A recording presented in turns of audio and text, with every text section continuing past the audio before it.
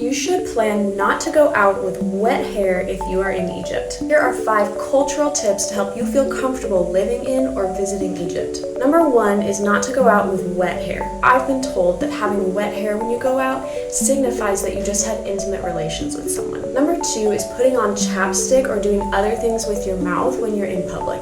As a foreigner, especially as a white foreigner, you will already draw a lot of attention, and so the general rule is that you don't want to draw extra attention to yourself. And if you're putting on chapstick or messing with certain parts of your body, you might be drawing extra unwanted attention. Number 3 is that PDA is not common in Egypt. Even if you're walking around with your boyfriend or your husband, it's not a good idea to be touchy in public. The Egyptian culture is very modest, and it's not normal to see people touching or kissing in public.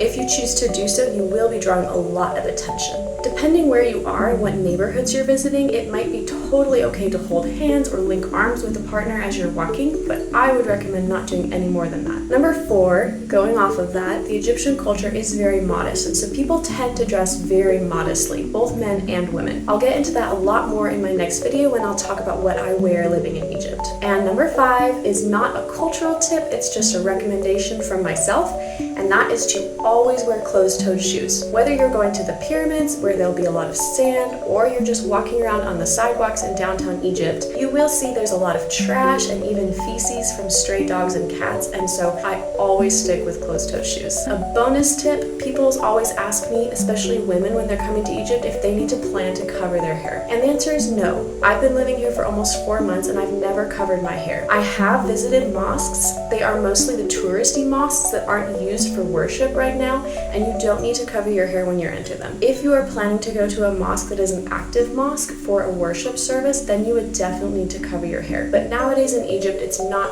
probably something you need to worry about.